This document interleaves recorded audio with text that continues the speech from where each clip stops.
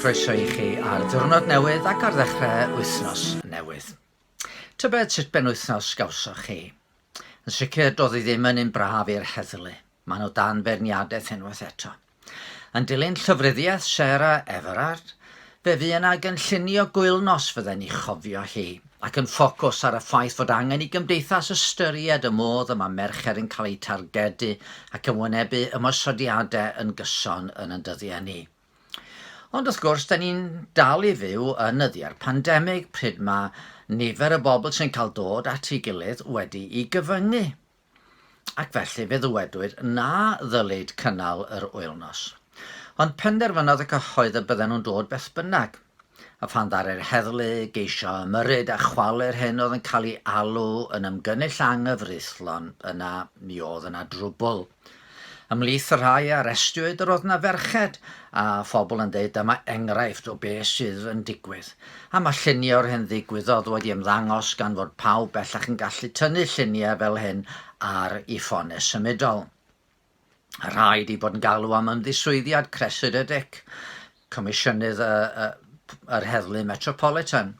Mae'r prif weinidog, yr ysgrifennydd cartref a gweithgor trosedd a chyfiawnder yn mynd i gyfarfod heddiw i drafod yr holl fater.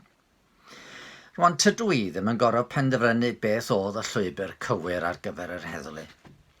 Fe gyhoeddwyd o flaen llaw na fyddai'r wythnos yn cael ei chaniatáu.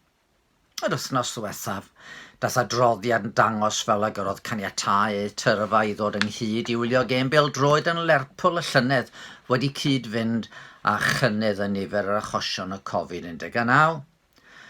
Ond roedd rhain teimlo mor gryf fod yr hyn ddigwyddodd i Sarah Everard yn cynrychioli'r braw a'r dychryn mae gwragedd yn ei brofi'n gyson ar strydoedd yn gwlad, fel bod rhaid iddyn nhw ddod allan i fynegu teimladau. Ac yn y gwlad ni, mae rhyddid i gael protestio'n rhywbeth mae pobl yn ei werthfawrogi ac eisiau amddiffyn. Wedyn, edrychwch draw i gyfeiriad Myanmar neu Burma gynt.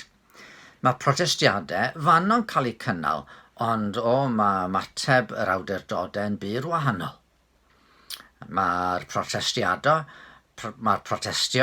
oherwydd bod y fyddin wedi mynnu cymryd rheolaeth o'r wlad gan ddisodli'r llywodraeth etholwyd y llynedd.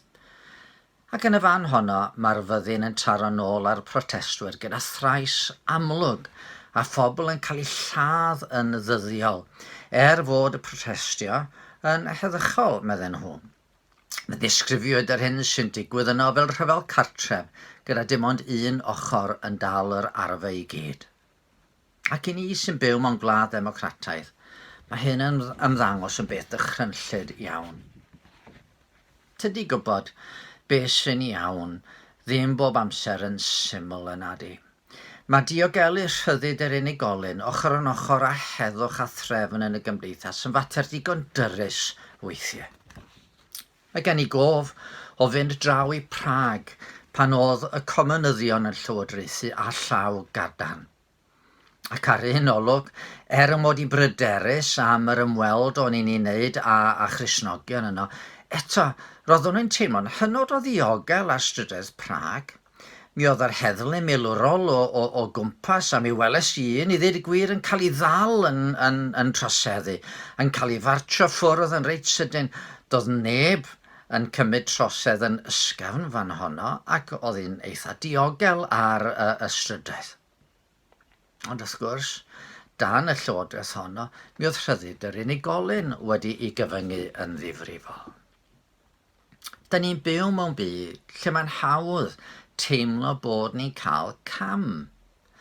Da ni'n byw mewn cymdeithas lle mae rhai yn mynd i ddioddef anghyfiawnder. A chyda'r anghyfiawnder hwnnw, mae chwerwedd yn gallu magu, mae pegynnu'n digwydd, a phobl yn cael ei gyrru i eithafon wrth geisio mynnu fod i ochr nhw yn cael tegwch. O'n i'n sôn ddydd Gwener am yn cyfrifoldeb i fod yn halen y ddaear ac yn oleuni'r byd. Oes mae eisiau i ni fod yn gweithredu daioni, mae eisiau ni sefyll i fyny o blaid y gwan a'r diamddiffyn yn gyson. ond rhannol fydd yn llwyddiant y pryd hynny hefyd. Achos, da ni'n bechaduriad. Da ni'n gwneud pethau sydd yn anghywir. Da ni yn gwneud cam a phobl ar adegau. Ond mae'r Beibl yn deud fod na ddydd yn dod pryd y bydd cyfiawnder yn dod. Gosodwyd i ddynion farw ac wedyn fod barn yn dod.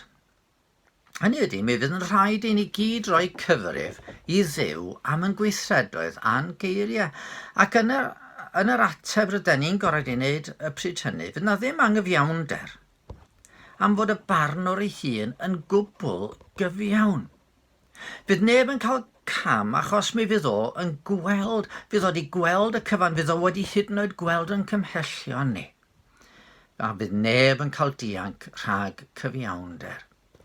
Beth bynnag fydd y llysoedd yn benderfynu am lofruddiaeth Sarah Everard, bydd y llofrydd yn gorfod sefyll ger bron Duw un dydd i ateb am ei weithred. A bydd pob troseddwr na chafodd ei ddal yn y byd yma, yr un modd yn sefyll o flaen yr un orsedd gyfiawn.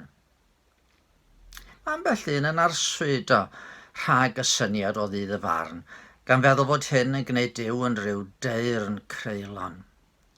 Ond mi ddiffiniodd rhywun ddydd y farn fel y dydd pryd y bydd Duw yn sefyll i fyny dros gyfiawnder ac yn erbyn pob dim drwg.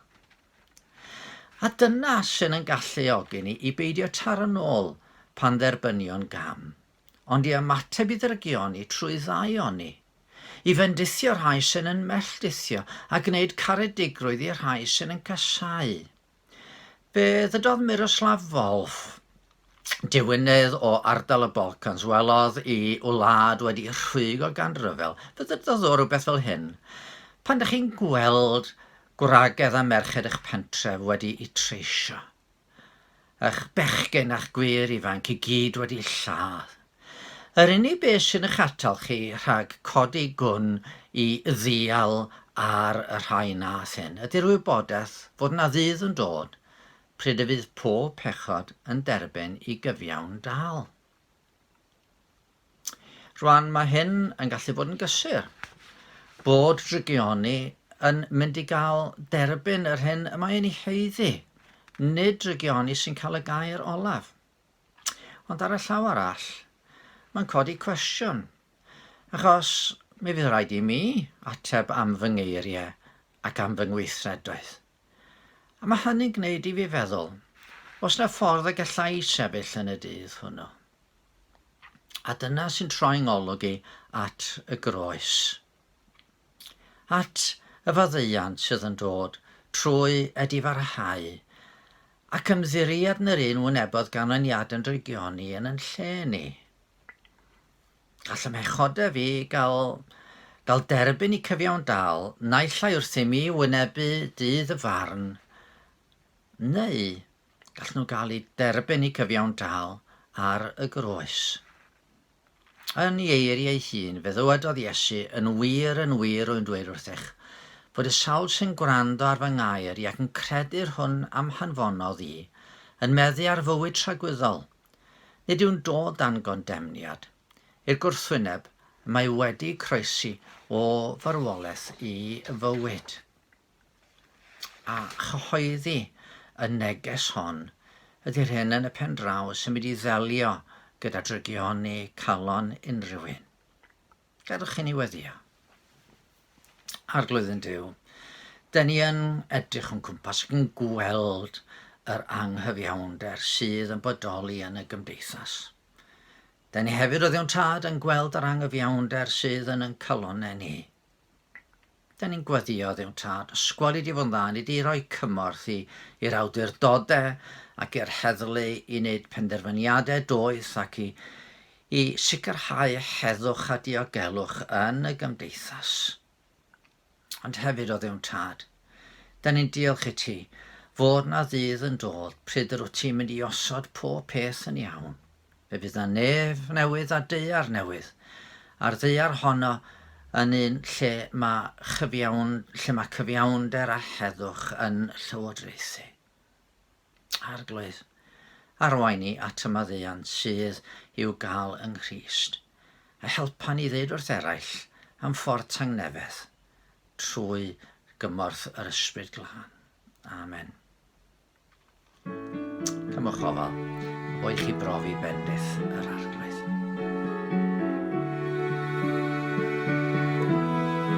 Diolch am y groesio, diolch am y pris a delais ti, cariais ti gwachodau li a'n hanu, defeddol i'w dyras. Diolch am dy gariad, diolch am dy ddod.